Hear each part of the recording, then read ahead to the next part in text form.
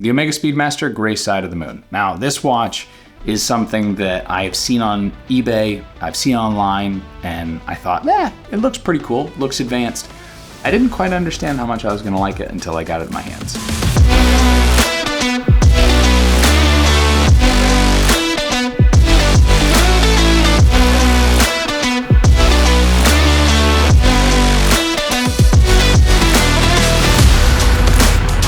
So first off, I want to say thanks to Jason for lending this in. He lent in also the 57 for the Speedmaster lineup. We're going to do a roundup of multiple Speedmaster models in the next few weeks. So if you're interested in that, do me a favor and subscribe. But the Gray Side of the Moon has a lot of things going for it. I think this is like, if you're going to go advanced Speedmaster, you're going to go like high material package. You're really looking for the best that is still subtle. I think this is kind of what you're going to look at, or maybe the Dark Side of the Moon. But there's a reason why I think this one is potentially better than the Dark Side of the Moon. So first, let's go over general specs. I put them all on the screen. It's definitely going to be a little bit bigger than the standard Speedmaster, both in terms of thickness and in terms of height and in terms of width, meaning it's just bigger. It's just bigger all around. Not only is it fatter, but wider, taller, everything. So it wears larger as well. This definitely wears more like a 43, 44 millimeter watch. You could stretch it and say maybe it wears like a big 42, but it depends on the watch you're describing. I think it's true to form for its 44 millimeter case.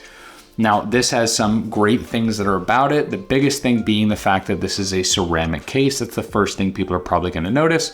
Benefit there is obviously going to be the fact that you're not really going to be able to scratch it that easily. As soon as you put it on, you're going to be able to wear it, knock it against a door on accident, and you're not going to have to worry about the fact that you just marred your brand new watch.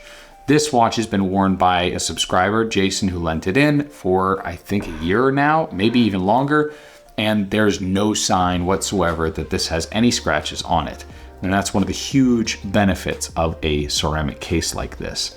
It's not amazing at everything. It's definitely going to lose a little bit of the color differential because it's darker than it would be if it was steel, but I think it's worth it in the end. Now, the Gray Side of the Moon is a bi-compax layout, much like the Omega Speedmaster 57.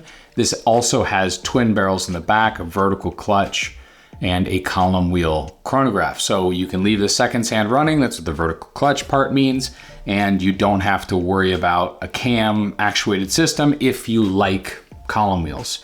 Again, I don't really care, cam versus column wheel makes no difference to me, but some people do care, and this has the column wheel, which most people tend to have a preference for, if they have one. This has really cool raised subdials here on the sides. It's got a platinum dial with this nice little texture on it. It has obviously a ceramic bezel on the outside. The whole thing is loomed, the ceramic bezel itself, as well as obviously the applied indices and the hands. The watch also features a date mechanism. And then on the right-hand side, because it has chronograph minutes and hours together in what looks like a small clock inside a clock, you get the added benefit of, if you do this correctly and start it at the right time, you can actually use this as a second time zone, meaning you can use the chronograph as a second time zone, your home time zone, and then when you land wherever you land, you're allowed to independently set the hour hand, which makes this watch into a GMT chronograph. I don't know very many GMT chronographs.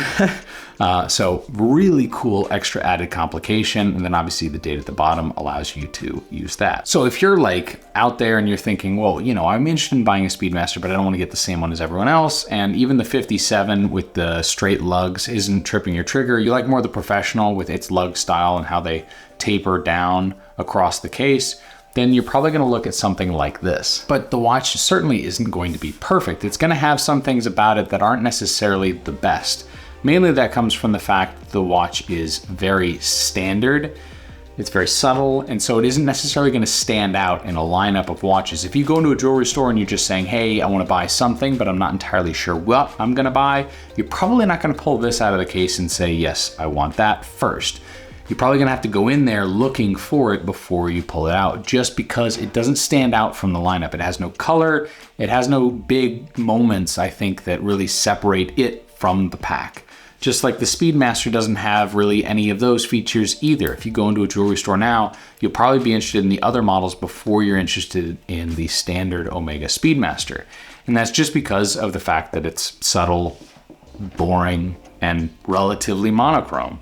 It has a red accent there with the Speedmaster and then another red accent on the chronograph running seconds. Some people also have a problem with the fact that the indices here are a little bit truncated because the subdials are expanding out from the main center of the dial and into the actual indices themselves. I have no problem with that if they're slightly smaller, as long as the indices are actually there. It's really all that matters to me. But generally for me, I love it. I think that this is definitely going to be more of a crowd pleaser. It's definitely more modern. It's definitely going to have those added features that is going to make a lot of people want this over a standard Speedmaster. It's not that much extra money when you buy it secondhand versus at retail. And so for a lot of people, it may be worth waiting, not buying the standard Moonwatch, saving up a little more, and then actually buying this. The problem with the Moonwatch is most people know more about it. And so because of it, they tend to save up. And then once they have enough money to be able to buy this, they might just jump the gun and buy this before they even consider something like this. So I wanted to make this video. So if you're out there and you're considering the gray side of the moon, I think it's an amazing watch. I think it fits a lot of people, a lot more people, frankly, than those that buy it. I think ceramic is going to be huge in a lot of watches coming up. I think it's a great price, especially used. It's got great features. This is definitely a sweet watch. So if you're out there and you're interested and you're considering it, I think it's great. If you've got the money and you're willing to buy this and you don't care that much about it looking exactly like the Moonwatch, which I don't know that you need to care that it looks like the Moonwatch. I think this looks great. Then check it out. Definitely something to consider. Anything to add to the gray side of the moon, let me know. Otherwise, I'll see you in the next one, maybe in the Speedmaster lineup we have coming up. Take care.